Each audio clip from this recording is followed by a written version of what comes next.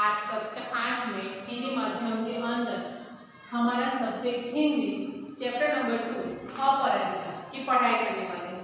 तो सबसे पहले अपराजिता यानी इसका मतलब क्या है कि अपराजिता यानी जो हारी नहीं है वह, बराबर। तो अपराजिता चैप्टर की शुरुआत करते हैं। उसकी लेखिका है शिवानी। शिवानी का मूल नाम गौरा पंत है। इनका जन्म राजकोट में हुआ था। उनकी आरंभिक शिक्षा शांति निकेतन से हुई। इन्होंने कोलकाता विश्वविद्यालय से बीए ऑनर्स की उपाधि प्राप्त की। कहानी तथा उपन्यास लेखन के क्षेत्र में इनका विशेष योगदान है।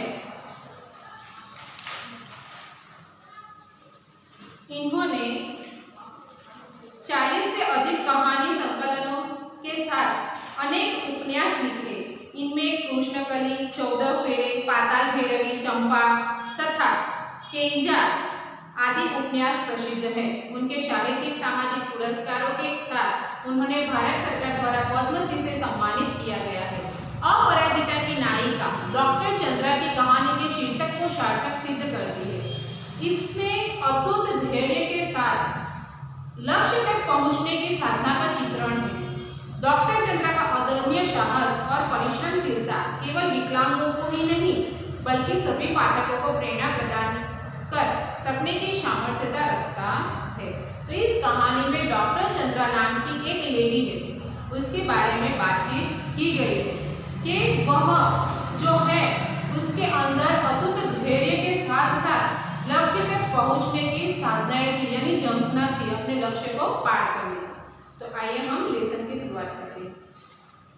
कभी कभी अचानक ही विधाता हमें ऐसे विलक्षण व्यक्तित्व से मिला देता है जिससे हमें स्वयं अपने जीवन की रिक्तता बहुत छोटी लगने लगती है। हमें तब लगता है कि भले ही उस अंतर्यामी ने हमें जीवन में कभी अकस्मात अकारण ही दंडित कर दिया हो, किंतु हमारे किसी अंग को हमसे विच्छिन्न कर हमें उससे वंचित तो नहीं किया। फिर भी हमसे कौन ऐसा मानव है जो विपत्ति के कठिन क्षणों में विधाता को दोषी नहीं ठहराता। देखो इस पैराग्राफ में क्या कहा गया है कि कभी कभी विधाता हमें ऐसे व्यक्तित्व से मिला देता है कि जो स्वयं अपने जीवन की जो छोटी सी रिक्तता है वो उसे बहुत ही छोटी लगने लगती है। तब हमें यह लगता है कि भले ही अंतर्यामी ने यानी प्रभु ने हमें जीवन में कभी भी अकस्मात से अकारण दंडित किया हो, किंतु हमारे किसी अंग को हमसे विच्छिन्न कर हमें उससे वंचित तो नहीं किया है ना। फिर भी हमसे जीवन में ऐसा कौन मानव है जो भगवान को दंडित नहीं मानता, बराबर, विधाता को दोषी नहीं मानता हो।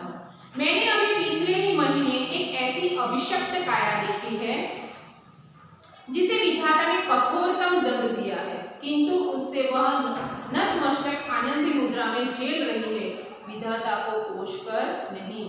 देखो लेखिका ने क्या किया कि पिछले ही महीने में उन्होंने एक ऐसी अभिशप्त काया को लिखा कि जिससे विधाता ने कठिन से कठिन दंड दिया हो, किंतु उसने क्या किया कि सिर झुका के ऐसी आनंदी मुद्रा में वो अपने सारे दुख को झेल रही थी। किसको? विधाता को कोसकर नहीं, बल्कि अपने आप से वह खुश होकर अपनी जो परिस्थिति थी उसे वह झेल रही थी। उसकी कोठी का अहाता एकदम हमारे बंगले के अहाते से जुड़ा था। अपनी शानदार कोठी में उसे पहली बार कार से उतरते देखा तो आश्चर्य से देखती ही रह गई। कार का द्वार खुला, एक प्रौढ़ा ने उतरकर पिछली सीट से एक व्हील चेयर निकालकर सामने रख दी और भीतर चली गई।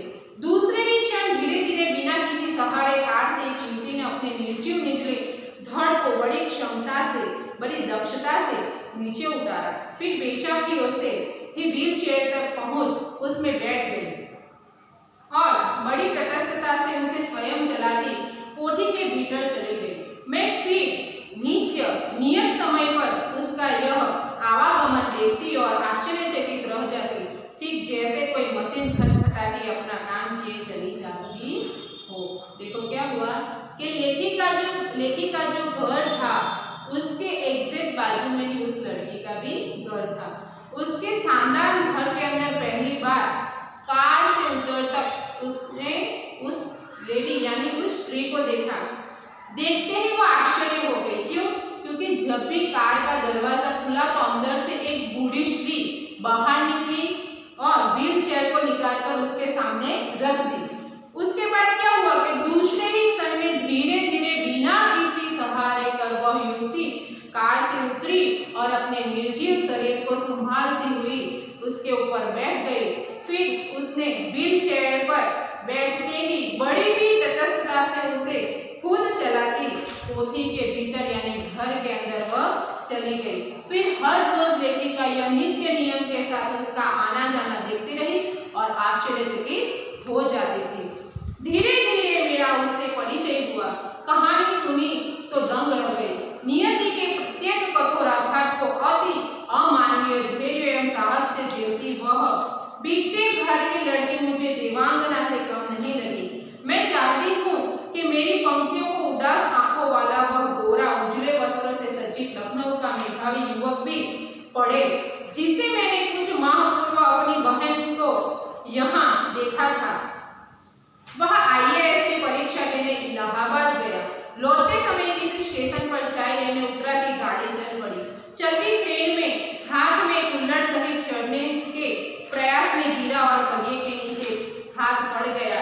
प्राण तो बच गए पर दाया हाथ चला गया। क्या हुआ कि धीरे धीरे लेखिका का उस लड़की के साथ परिचय होता गया। उसकी कहानी सुनकर लेखिका दंग हो गई।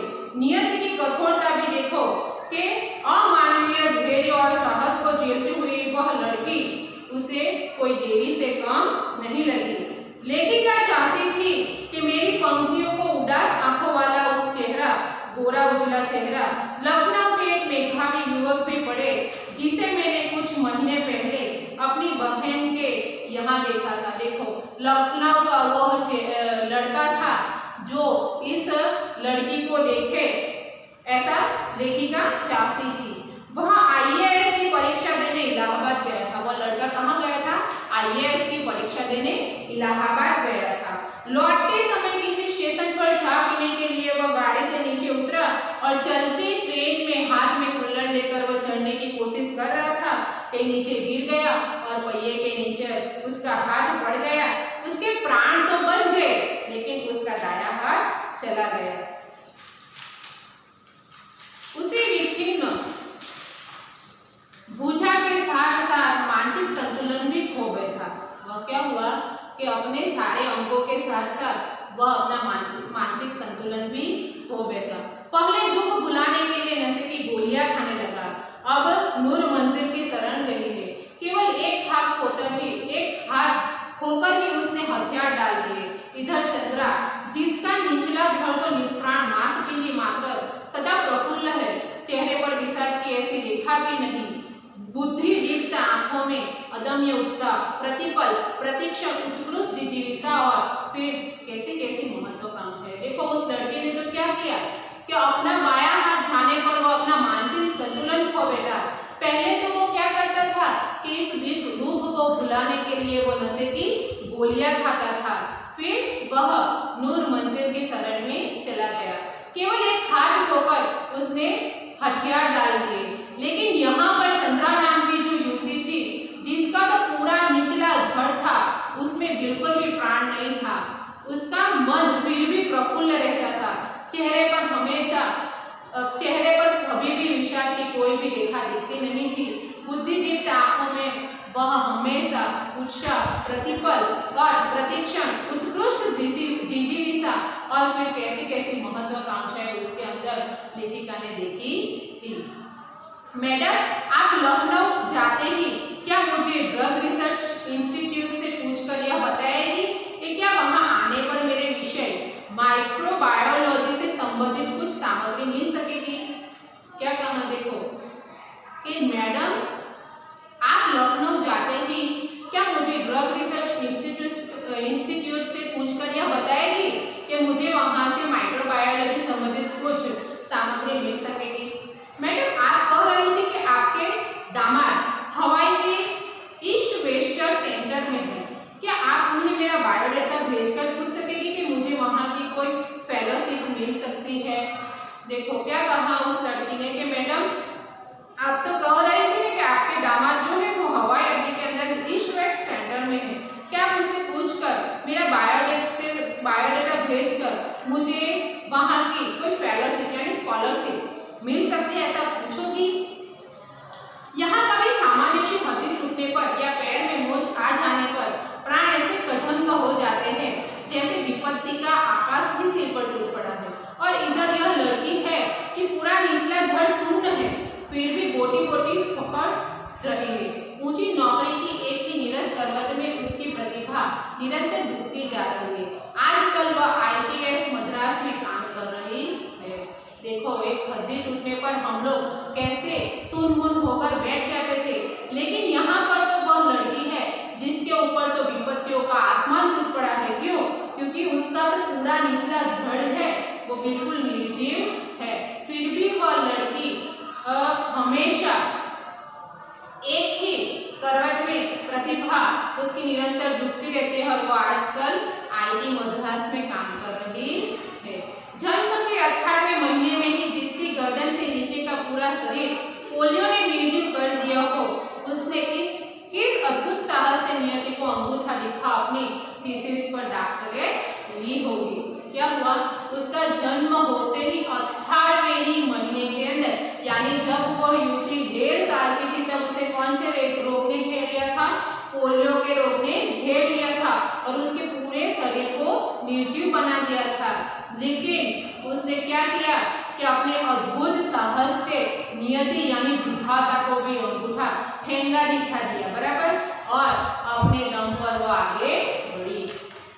मैडम, मैं चाहती हूँ कि कोई मुझे सामान्य से सहारा भी न दे। आप तो देखती है मेरी माँ को मेरी कार चलानी पड़ती है। मैंने किसी से एक ऐसी कार का नक्शा बना दिया है जिससे मैं अपने पैरों को निर्जीव, अस्तित्व को भी सजीव बना दूंगी। यह देखिए, मैंने अपनी प्रयोगशाला में अपना संचालन सुगम बना लिया है। मैं अपना सारा काम अब स्वयं निपटा लेती हूँ। क्या कहा कि मैडम, मैं तो यह चाहती हूँ कि मुझे कोई भी सामान्य सा सहारा भी नहीं दे। क्यों? मैं तो देखती हूँ हर रोज कि मेरी माँ को मेरी कार भी चलानी पड़ती है। मैंने तो एक ऐसी कार का नक्शा बनाया है कि जिससे मैं अपने निर्जीव पैरों से भी चला सकूं और अपने पैरों को सजीव बना दूंगी। यह देखिए, मैंने अपनी प्रयोगशाला में अपना संचालन सुगम बना लिया है कि मैं अपना काम स्वयं निपटा लेती हूँ। उसने मुझे तस्वीरें दिखाई। समस्त सामग्री उसके हाथों की पहुंच तक ऐसे धरी थी कि निचला धड़ ऊपर उठाए बिना ही वह मनचाही सामग्री मेज से उतार सकती थी। किंतु उसकी आज की इस पटुता के पीछे है उसकी सुदीर्घ कठिन अभ्यास की यातना प्रद भूमिका। स्वयं डॉक्टर चंद्रा के प्रोफेसर के शब्दों में, हमने आज तक 2 व्यक्तियों द्वारा सम्मिलित रूप से नोबेल पुरस्कार पाने के ही विषय में सुना था, किंतु आज हम शायद पहली बार PhD के विषय में भी कह सकते हैं। देखा जाए तो यह डायरेक्ट भी संयुक्त रूप से मिलनी चाहिए। डॉक्टर चंद्रा और उनकी अद्भुत साहसी जननी श्रीमती T सुब्रमण्यम को 25 वर्ष तक इस सहिष्णु महिला ने पुत्री के साथ साथ कैसी कठिन साधना की और इस साधना का सुखद अंत हुआ 1976 में, जब चंद्रा को डायरेक्ट मिली माइक्रोबायोलॉजी में अपनी अपंग स्त्री पुरुष में इस विषय में डायरेक्ट पाने वाली डॉक्टर चंद्रा प्रथम भारतीय है। तो क्या हुआ कि जब डॉक्टर चंद्रा ने लेखिका को तस्वीरें दिखाई तो समग्र सामग्री उसके हाथ में ऐसी पहुंचती थी जैसे वह निचला धड़ ऊपर उठाए बिना ही मन चाहे अपनी सामग्री टेबल से उतार सकती थी। किंतु आज ऐसी दुविधा है कि एक सुदीर्घ कठिन अभ्यास की यातनाप्रद भूमिका कि क्या है कि डॉक्टर चंद्रा के प्रोफेसर के शब्दों में कहा जाए तो आज तक 2 व्यक्तियों द्वारा सम्मिलित रूप से नोबेल पुरस्कार पाने का विषय में सुना था, लेकिन पहली बार देख भी लिया कि PhD के विषय में भी यह कह सकते हैं। देखा जाए तो डायरेक्ट भी संयुक्त रूप से मिलनी चाहिए। और किसको मिलनी चाहिए कि डॉक्टर चंद्रा की माँ T सुब्रमण्यम को। क्यों? क्योंकि उन्होंने 25 साल तक 20-25 साल तक इस सहिष्णु महिला ने अपनी पुत्री के साथ साथ ऐसी कठिनाइयां की है कि इस साधना का सुखद अंत कब आया? 1976 में, जब चंद्रा को डॉक्टरेट मिली। किसमें मिली? माइक्रोबायोलॉजी में। एक अपंग स्त्री पुरुष में इस विषय में डॉक्टरेट पाने वाली डॉक्टर चंद्रा भारत की प्रथम महिला थी। भारत की प्रथम डॉक्टर महिला कौन थी? तो डॉक्टर चंद्रा प्रभा। जब इसे सामान्य ज्वर के चौथे दिन पक्षाघात हुआ तो गर्दन के नीचे इसका सर्वांग अचल हो गया। भयभीत होकर हमने बड़े बड़े डॉक्टरों को दिखाया। उसने सबने एक स्वर में कहा, आप पैसा व्यर्थ बर्बाद मत कीजिए। आपकी पुत्री जीवन भर में केवल गर्दन ही हिला पाएगी। संसार की कोई भी शक्ति इसे रोगमुक्त नहीं कर सकती। सहसा श्रीमती सुब्रमण्यम का कट अवरुद्ध हो गया। फिर वे धीरे स्वर में मुझे बताने लगी, मेरे गर्भ में तब इसका भाई आ गया था। इसके भयानक अभिशाप के बावजूद मैंने कभी विधाता से यह नहीं कहा कि हे प्रभु इसे उठा लो, इसके जीवन से तो मौत भली है। मैं निरंतर इसके जीवन की भीख मांगती रही। केवल सिर हिलाकर यह इधर उधर देख भर सकती थी। न हाथों में गति थी न पैरों में। फिर भी मैंने आशा नहीं छोड़ी। एक ऑर्थोपेडिक सर्जन की बड़ी ख्याति सुनी, वही ले गई। देखो डॉक्टर चंद्रा के माँ, डॉक्टर चंद्रा के साथ क्या हुआ कि जब उनको बुखार आया और चौथे दिन ऐसा पक्षाघात हुआ कि गर्दन के निचला इसका जो सर्वांग था, यानी सभी अंग थे, यहाँ के नीचे का जो सभी जड़ था वो बिल्कुल ही शून्य हो चुका था। बराबर। उन्होंने बड़े से बड़े डॉक्टरों को दिखाया, लेकिन सबने एक ही आवाज में कहा कि आप पैसा बर्बाद मत कीजिए। आपकी पुत्री जीवन भर गर्दन ही हिला पाएगी। संसार में इसके रोग मुक्ति की कोई भी इलाज नहीं है। यह सुनते ही डॉक्टर चंद्रा की माँ धीरे स्वर में बताने जाए, उससे पहले क्या हुआ था कि उनके पेट में उसका छोटा सा भाई आ चुका था। फिर भी डॉक्टर चंद्रा की माँ ने विधाता से यह नहीं कहा कि हे प्रभु आप इसे उठा लो, इससे भला तो उसे मौत दे दो। लेकिन निरंतर वो उसके जीवन की भीख मांगती रही और केवल सिर हिलाकर इधर उधर देख भर सकती थी। उसके न हाथों में गति थी न पैरों में। फिर भी डॉक्टर चंद्रा की माँ ने आशा छोड़ा नहीं और एक ऑर्थोपेडिक सर्जन की बड़ी ख्याति सुनी थी, वहां पर वो डॉक्टर चंद्रा को लेके गई। 1 वर्ष तक कष्ट साध्य उपचार चला और एक दिन स्वयं ही इसके ऊपरी धड़ में गति आ गई। हाथ हिलने लगा, नन्ही उंगलियां मुझे बुलाने लगी।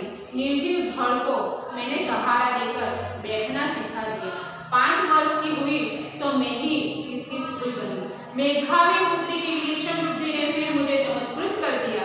सरस्वती स्वयं ही जैसे आकर जिह्वाग्र पर बैठ गई थी। बंगलुरु के प्रसिद्ध माउंट कार्मेल में उसे प्रवेश दिलाने में मुझे कॉन्वेंट बार पर लगभग धरना ही देना पड़ा। क्या हुआ कि 1 वर्ष तक बहुत सारे दुख झेलने के बाद एक दिन क्या हुआ, स्वयं ही उसके ऊपरी धड़ में यानी शरीर धड़ के ऊपर के भाग में जी आ गया। वह सजीव होने लगा। हाथ उसके हिलने लगे, नन्ही उंगलियां जैसे मम्मी को बुलाने लगी। निर्जीव धड़ पे सहारा लेकर बैठना उसकी माँ ने डॉक्टर चंद्रा को सिखा दिया। 5 साल की जब डॉक्टर चंद्रा हुई तब उसकी स्कूल क्या कौन बन गया था? उसकी माँ सुब्रमण्यम, शारदा सुब्रमण्यम। मेधावी पुत्री की विलक्षण बुद्धि ने फिर चमत्कृत कर दिया कि स्वयं सरस्वती ने आकर उनके मुख पर वास कर लिया हो। बेंगलुरु के प्रसिद्ध माउंट कार्मेल में उसे प्रवेश मिल गया। नहीं मिसेस सुब्रमण्यम, मदर ने कहा, हमें आपसे पूरी सहानुभूति है, पर आप ही सोचिए आपकी पुत्री की व्हीलचेयर कौन पूरी क्लास में घुमाता रहेगा। देखो उसे बेंगलुरु की प्रसिद्ध स्कूल में दाखिला तो मिल गया, लेकिन स्कूल की जो मैडम थी उन्होंने क्या किया कि मिसेस सुब्रमण्यम अब आप ही बताओ कि पूरे क्लास में उसकी व्हीलचेयर कौन घुमाता रहेगा। आप चिंता न करें मदर, मैं हमेशा उसके साथ रहूंगी। और फिर पूरी कक्षाओं में अपंग पुत्री की कुर्सी की परिक्रमा में स्वयं कराती। मैं पीरियड दर पीरियड उसके पीछे खड़ी रहती। प्रत्येक परीक्षा में सर्वोच्च स्थान प्राप्त कर डॉक्टर चंद्रा ने स्वर्ण पदक जीते, बीएससी किया, प्राणी शास्त्र में एमएससी में प्रथम स्थान प्राप्त किया और बेंगलुरु के प्रख्यात इंस्टीट्यूट ऑफ साइंस में अपने लिए स्पेशल सीट अर्जित की। केवल अपनी निष्ठा, धैर्य एवं साहस से 5 वर्ष तक प्रोफेसर सेजना से निर्देशन में शोध कार्य किया। इसी बीच माता पिता ने पेंसिल्वानिया से व्हीलचेयर मंगवा ली, जिसे डॉक्टर चंद्रा स्वयं चलाती हुई पूरी प्रयोगशाला में बड़ी सुगमता से घूमती रही थी।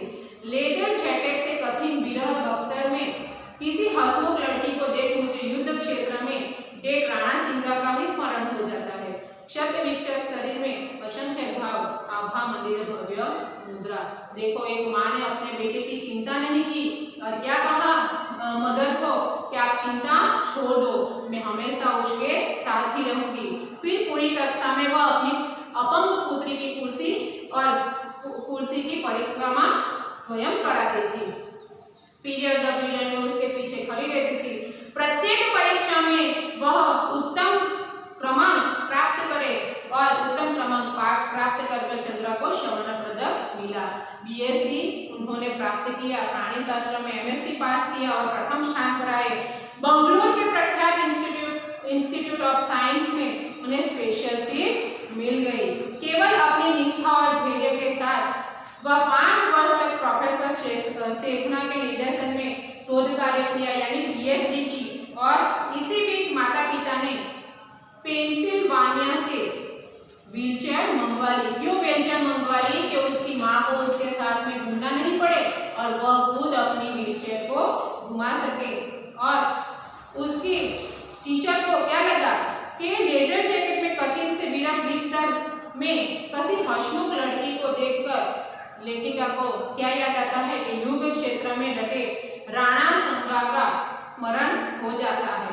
क्षत विक्षत शरीर में असंख्य घाव, आभा मंडित भव्य मुद्रा। मैडम, आप तो लिखती है मेरी यह कविताएं देखिए, कुछ दम है क्या इनमें? मैडम, आप तो लिखती हो, आप तो लेखिका हो, तो मेरी यह कविताएं देखिए, क्या मेरी कविताएं में कुछ दम है? जब मैंने वह कविताएं देखी तो आंखें भर आई। जो उदासी उसके चेहरे पर कभी नहीं आने पाई, वह अनजाने ही उसकी कविता में झलक गई थी। फिर अपनी अपनी कहानियां बुनाई के सुंदर नमूने दिखाए। लड़की के दोनों हाथ ऐसे जैसे दोनों पैरों का भी काम करते हो, निरंतर मशीनी खटखटाहट में चलते रहते हैं। जर्मन भाषा में माता पुत्री दोनों मैक्स मुलर जीवन में विशेष योग्यता सहित परीक्षा उत्तीर्ण की। घर गाइड में राष्ट्रपति का स्वर्ण कार्ड पाने वाली प्रथम महिला अपंग बालिका थी। यही नहीं, पाश्चात्य और भारतीय संगीत दोनों में उसकी समान रुचि थी। अपने एल्बम को अपनी निर्जीव टांगों पर रखकर वह मुझे अपने चित्र दिखाने लगी। पुरस्कार ग्रहण करती डॉक्टर चंद्रा प्रधानमंत्री के साथ मुस्कुराती खड़ी रही। डॉक्टर चंद्रा राष्ट्रपति को सलाम देती थी। डॉक्टर चंद्रा और व्हीलचेयर में लेदर जैकेट में झगड़ी बैसाखियों का सहारा लेकर अपनी डॉक्टरेट ग्रहण करती डॉक्टर चंद्रा। देखो, लेखिका ने जब कविताएं देखी तो उसकी आंखें भर आई। क्यों भर आई? क्योंकि उस कविता के अंदर उदास चेहरे में वह कभी उसे पढ़ नहीं पाई, लेकिन उसकी कविता में उसकी उदासी झलक आई थी। फिर उन्होंने क्या किया लेखिका ने कि उसे कढ़ाई बुनाई के सुंदर नमूने दिखाए। लड़की के दोनों हाथ जैसे दोनों पैरों का काम करते थे। निरंतर मशीन जैसी खटखटा करती हुई वह चलती रही। जर्मन भाषा में माता पुत्री को दोनों मैक्स मुलर भवन में विशेष योग्यता सहित परीक्षा उत्तीर्ण की और गर्ल गाइड में राष्ट्रपति का स्वर्ण कार्ड पाने वाली प्रथम अपंग महिला डॉक्टर चंद्रा बनी थी। यही नहीं, पश्चाताप और भारतीय संगीत में दोनों में उसकी समान रुचि थी। अपने एल्बम में अपनी निर्जीव टांगों पर रखकर वह मुझे अपना चित्र दिखाती थी, यानी लेखिका को वह अपना चित्र दिखाने लगी। पुरस्कार ग्रहण करती डॉक्टर चंद्रा प्रधानमंत्री के साथ मुस्कुराती खड़ी होकर राष्ट्रपति को सलामी देती थी। डॉक्टर चंद्रा और व्हीलचेयर में लेकर लेदर जैकेट में जकड़ी बैसाखियों का सहारा लेकर अपनी डॉक्टरेट ग्रहण करती डॉक्टर चंद्रा। मेरी बड़ी इच्छा थी मैं डॉक्टर बनूं। मैं अपंग डॉक्टर मेरी वर्जित के सफल जीवन की कहानी पढ़ चुकी थी। परीक्षा में सर्वोच्च स्थान प्राप्त करने पर भी मुझे मेडिकल में प्रवेश नहीं मिला। कहाँ गया मेरा निचला धड़? निर्जीव है। मैं एक सफल शल्य चिकित्सक नहीं बन पाऊंगी। किंतु डॉक्टर चंद्रा के प्रोफेसर के शब्दों में मुझे यह कहने में रंच मात्र भी हिचकिचाहट नहीं होती है कि डॉक्टर चंद्रा ने विज्ञान की प्रगति में महान योगदान दिया है। चिकित्सा ने जो खोया है वह विज्ञान ने पाया है। देखो, एक निर्जीव शरीर रखने वाली ऐसी डॉक्टर चंद्रा की इच्छा क्या थी कि मैं डॉक्टर बनूं, लेकिन अपने अपंग शरीर के कारण उसे मेडिकल में प्रवेश नहीं मिला गया। क्या कहा गया उसे कि तेरा निचला धड़ निर्जीव है।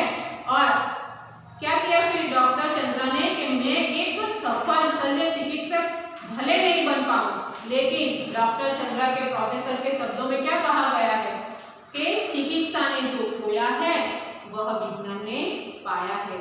चंद्रा के एल्बम के अंतिम पृष्ठ पर उसकी जननी का बड़ा सा चित्र है, जिससे वे चेसी बंगलोर द्वारा प्रदत्त एक विशिष्ट पुरस्कार को ग्रहण कर रही है, वीर जननी का पुरस्कार। बहुत बड़ी बड़ी उदास आंखें जिनमें माँ की व्यथा भी है और पुत्री की भी। अपने सारे सुख त्याग कर नित्य छाया बनी पुत्री की पहिया लगी कुर्सी के पीछे चक्र सी घूमती जननी नाक के दोनों ओर हीरे को ही दो जगमगाती लौंगे अधरों पर विजय का उल्लास जुड़े में पुष्पवेणी मेरे कानों में उस अद्भुत साहस से जननी शारदा सुब्रमण्यम के शब्द अभी जैसे गूंज रहे हैं। ईश्वर सब द्वार एक साथ बंद नहीं करता।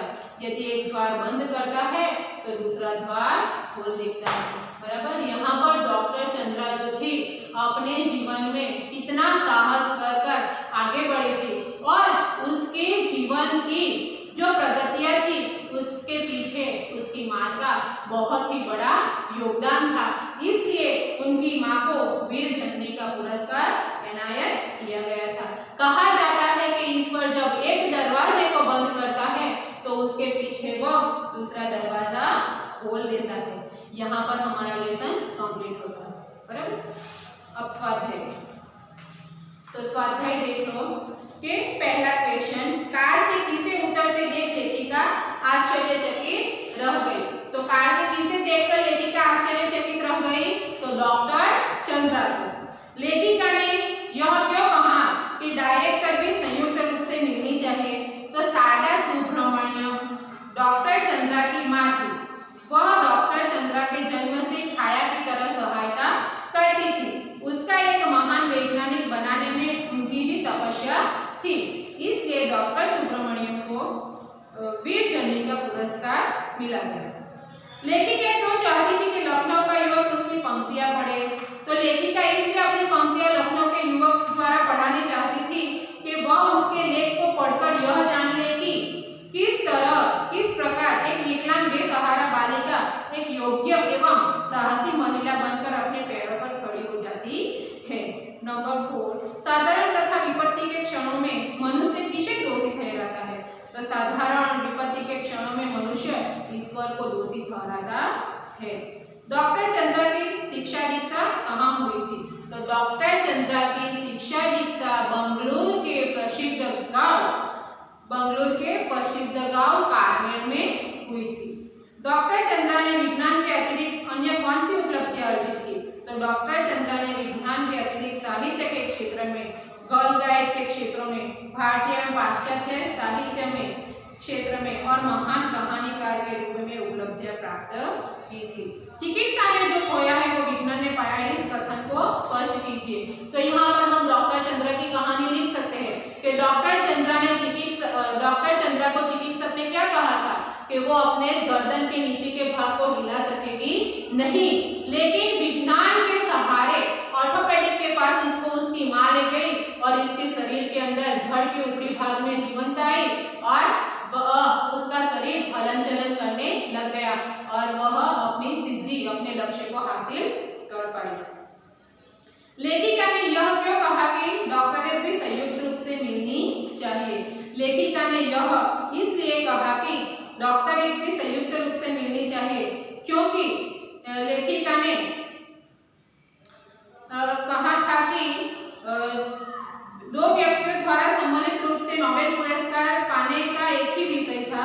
शायद पहली बार इस पीएचडी के विषय में यह कहते हैं कि देखा जाए तो डॉक्टरेट भी संयुक्त रूप से मिलनी चाहिए, क्योंकि डॉक्टर चंद्रा और उनकी अद्भुत साहसी श्रीमती टी सुब्रमण्यम है, जिसने 25 साल तक सहिष्णु महिला ने पुत्री के साथ साथ अपने कठिन जीवन की साधना की है और उसका सुखद अंत कब आया? 1976 में।